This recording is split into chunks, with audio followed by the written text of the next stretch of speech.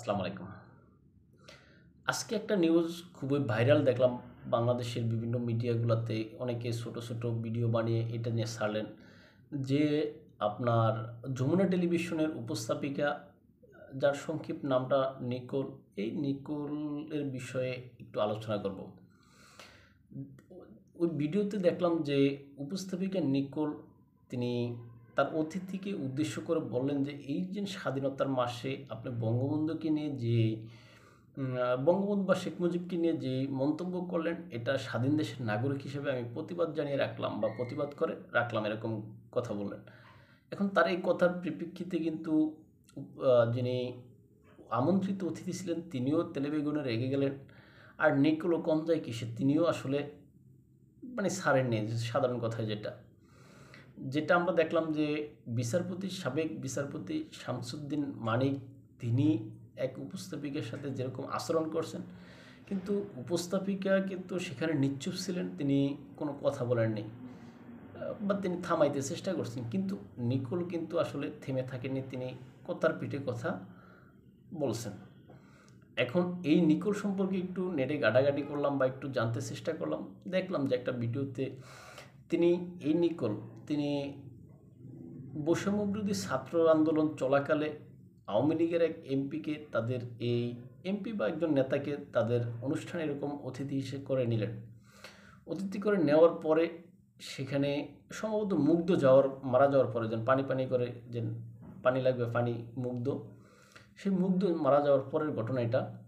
তখন তিনি বললেন, তিনি যেভাবে কেঁদে কেঁদে আসলে ওই উপস্থাপনা করলেন, এটা আসলে তার একটা কৌশল হিসেবে বা তাদের পিয়ার বাড়ানোর কৌশল হিসেবে আমি মনে করি।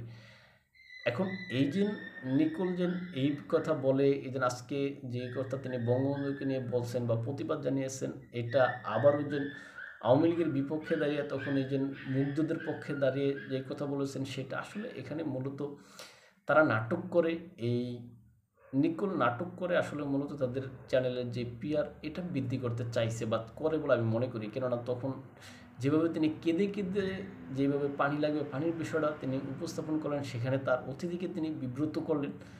আবার এই যে 2025 সালে এসেও মানে 2025 সালের ডিসেম্বর মাসে এসেও তিনি সেম একটা নাটকের মতোই করলেন। এখানে তিনি তার যে বঙ্গবন্ধুর প্রতি ভালোবাসা বা তার যে বঙ্গবন্ধুকে রেসপেক্ট করে, অতিরিক্ত রেসপেক্ট করে তার এই অভিব্যক্তি, এটা আমি মনে করি না। এটা সুতরাং যারা আওয়ামী লীগের আছেন তারা এই যে নিকোলকে নিয়ে যেন অতি মাতামাতি করতেছেন আমি দেখতেছি, এটা আসলে নিকোলের একটা কৌশল।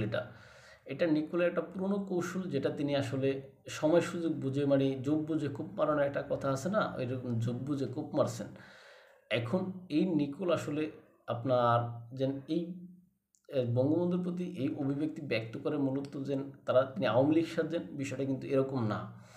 তিনি মূলত আসলে তার ধ্যান ধারণা বা তার যে চিন্তা চেতনা, সেটা তার মূলত ওই যে তার চ্যানেলের পিআর বাড়ানো, তিনি সেই কাজটাই করছেন। এটা ছলে বলে কলে কৌশলে আপনার যেভাবে হোক। এখন এই যে তার অতিথিকে নিয়ে অতিথির সাথে যেভাবে তিনি কথা বললেন, আবার ওই যে বৈষম্য বিরোধী ছাত্র আন্দোলন চলাকালে তখনও অতিথিকে যেভাবে বিব্রত করলেন, আসলে এটা উচিত নয়। কেননা অতিথি সেখানে যাচ্ছে, অতিথি তার মতো করে আলোচনা করতে পারবে, এখানে যাকে নিয়ে সে আলোচনা করতে পারে। হ্যাঁ, এখানে আপনি এই যে অতিথির মুখ বন্ধ রাখবেন, তাহলে অতিথিকে আপনি কেন নিয়েছেন? এটা হোক বঙ্গবন্ধুকে নিয়ে অতিথি বলছে, সেটা ডাজন্ট ম্যাটার। কিন্তু বিষয়টা হচ্ছে গিয়ে আপনি অতিথিকে নিয়েছেন তো সে কথা বলবে, কথা বলার জন্যই তো নিয়েছেন। এখন অতিথিকে যদি আপনি মুখ বন্ধ করে দেন, তাহলে অতিথিকে কেন আপনি নিয়েছেন এখানে?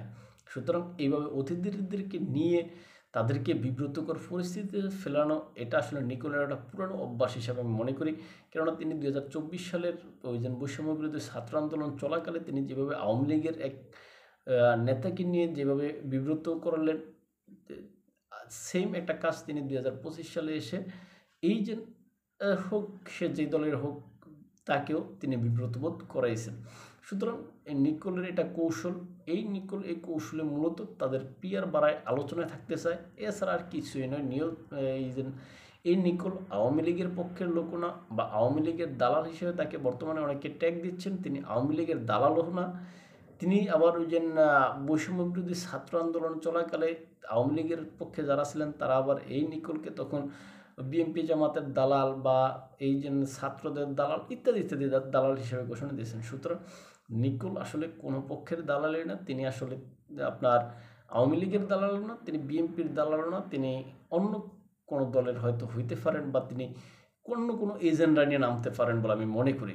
সুতরাং নিকুলের পক্ষে যেন আওয়ামী লীগের যারা এই যে বর্তমানে ফেসবুক পোস্ট, ইউটিউব পোস্ট, নিকুলকে রেসপেক্ট ইত্যাদি ইত্যাদি দিয়ে যেভাবে হাইলাইট করতেছেন, এটা আসলে নিকুলকে নিয়ে করানো উচিত নয় বলে আমি মনে করি।